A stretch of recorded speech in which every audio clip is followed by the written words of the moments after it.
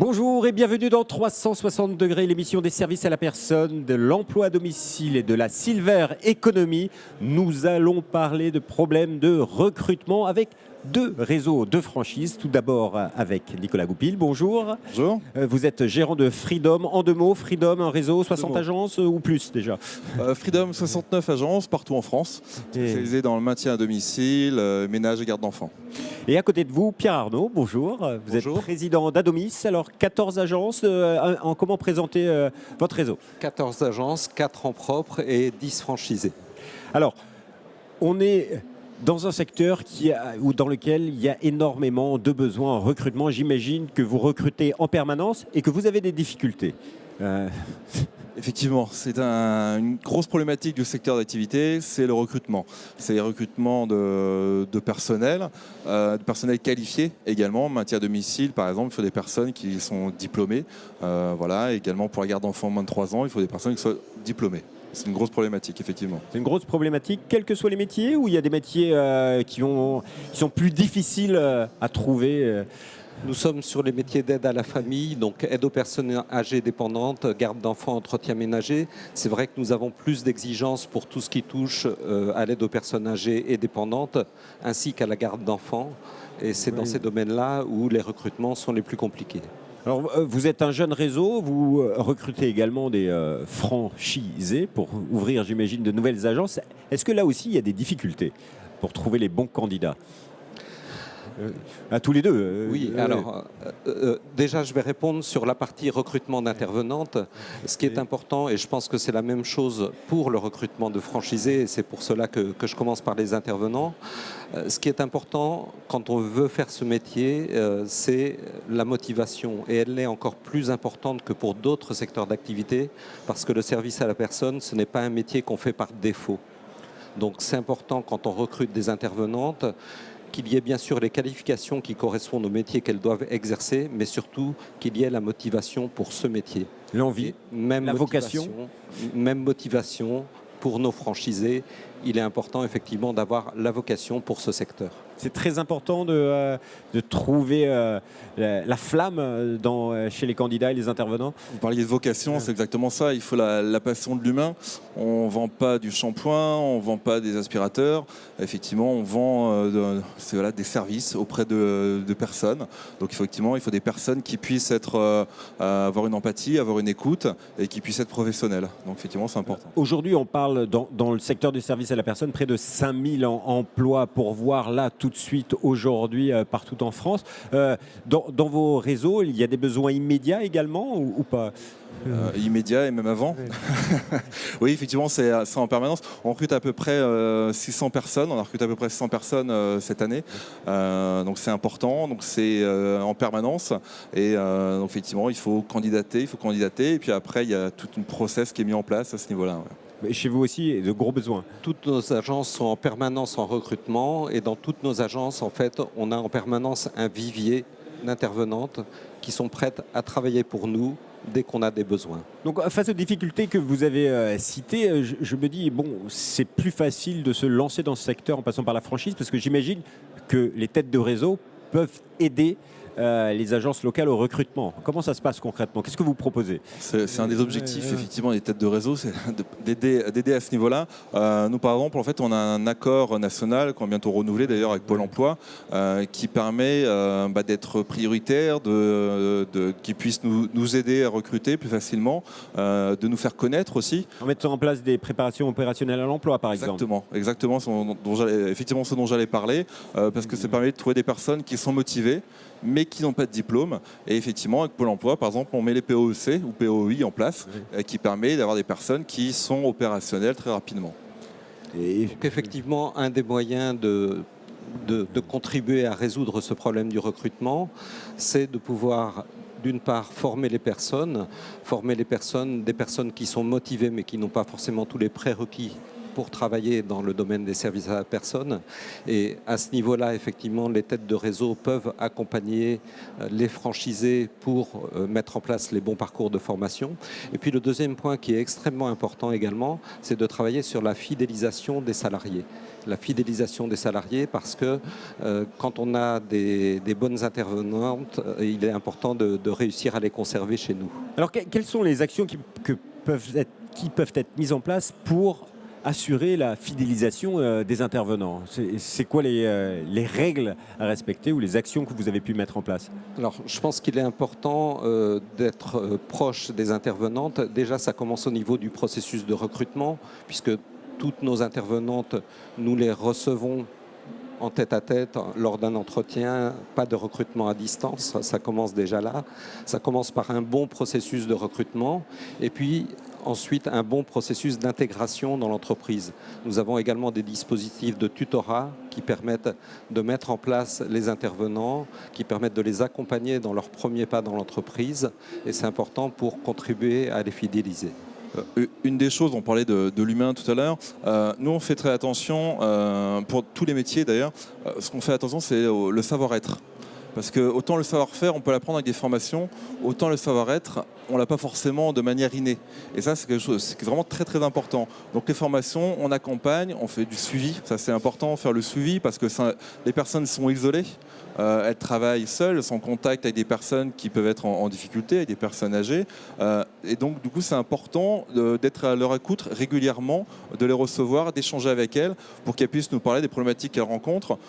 Nous, on a mis en place, on est en train de mettre en place ça dans toutes les agences, effectivement, ce qu'on appelle l'analyse des pratiques, où régulièrement, il y a une personne formée, généralement une psychologue, qui vient écouter les problématiques des personnes qui travaillent auprès d'un public fragile.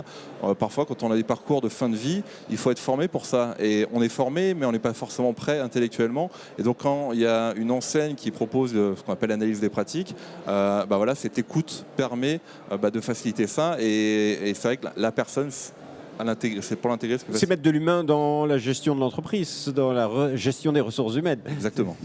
C'est mettre de l'humain et c'est mettre effectivement beaucoup d'écoute parce que nos intervenantes font un métier qui est difficile et nos intervenantes sont seules chez les bénéficiaires. Donc il est important de créer également un esprit d'équipe, de les accompagner et de donner beaucoup d'écoute. Donc à vous entendre, si quelqu'un veut se lancer dans le secteur, il faut absolument être à l'écoute de ces intervenants et de ces personnes qui interviennent pour vous sur le terrain. Vous avez parlé de formation avec Pôle emploi, POE, former des personnes motivées pour les embaucher. Mais est-ce qu'il faut proposer des formations en permanence, la formation continue tout au long du parcours de chaque salarié? Alors effectivement, au niveau professionnel, la personne peut s'améliorer parce qu'on peut apprendre. On fait du maintien à domicile, vous êtes auxiliaire de vie. Voilà, il y a les maladies qui évoluent, il y a les pratiques qui évoluent, donc on veut être formé dessus. Voilà, où régulièrement, on essaye de former le plus souvent possible nos intervenants. On expose tous les budgets. Le minimum légal est largement dépassé, ça c'est fait et ça avec plaisir, mais également les personnes qui veulent vivre une réorientation professionnelle, c'est-à-dire qu'elles font du ménage et puis elles veulent devenir auxiliaire de vie ou s'occuper d'enfants. Ménage vers jardinage, c'est un peu plus rare par exemple, mais ménage vers la garde d'enfants, par exemple, ça c'est quelque chose qui s'effectue et dans ce cas-là on fait toutes les démarches pour pouvoir effectuer ces formations. C'est quelque chose que vous mettez en place également dans... La formation est effectivement essentielle. L'objectif, il est aussi d'accompagner chacune de nos intervenantes sur leur projet professionnel. Comme on l'a dit, il est plus important de trouver une intervenante qui a le bon savoir-être, qui est motivée et qui n'a pas forcément les formations techniques. Ça, nous, on sait lui apporter.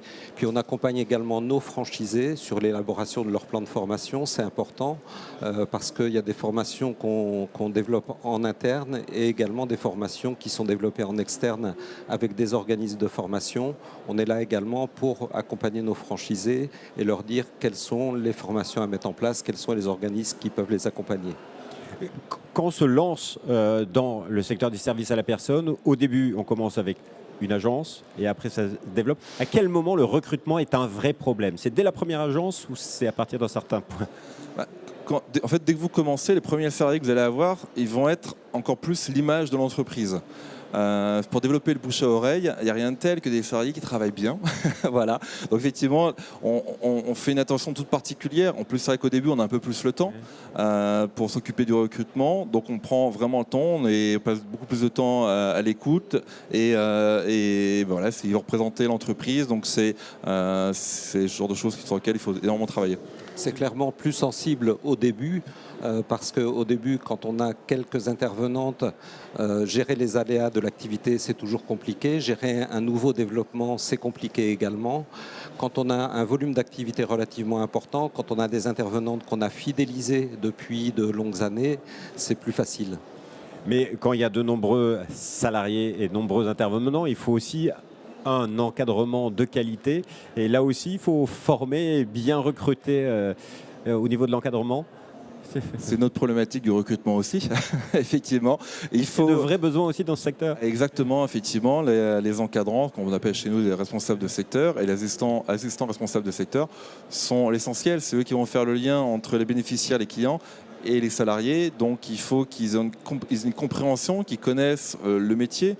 Comme disait mon collègue tout à l'heure, c'est un métier qui est très dur. Donc il faut que les responsables de secteur, les encadrants le connaissent. Et puis on fait le lien entre les clients et les bénéficiaires. Voilà. Ça implique aussi d'avoir des process qui sont très élaborés. Le métier du service à la personne, on arrive à bien en vivre si on arrive à gérer des volumes importants. Donc il faut une organisation, il faut des outils très pointus. Et c'est pour ça aussi que pour ceux qui veulent se lancer dans le domaine du service à la personne, un franchiseur apporte beaucoup de choses. Une chose qu'il apporte aussi, par exemple, c'est la certification. Quand on fait de la qualité et qu'on est certifié, vous parliez de process à juste titre, où effectivement les process vous apportent une rigueur à avoir, que vous ayez un client, un salarié, que vous ayez 200 clients, 200 salariés.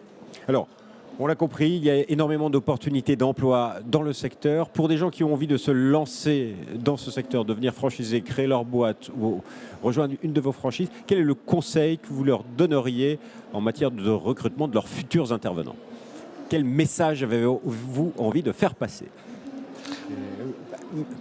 Privilégier tout d'abord le savoir-être, comme nous l'avons dit. Ça, c'est le premier conseil. Et le deuxième conseil, c'est être en permanence en recrutement, être en permanence à l'écoute du marché. Troisième chose, et qui est peut-être la plus importante, c'est tout faire pour fidéliser les intervenants. Et pour vous? Effectivement, pour compléter ce qu'a dit mon confrère, les personnes, vous allez les choisir aussi à votre image également. Donc si vous avez la passion de l'humain, la passion du travail bien effectué, je pense que le recrutement sera d'autant plus facile. Messieurs, merci beaucoup. Vous l'avez compris, il y a des opportunités dans ce secteur.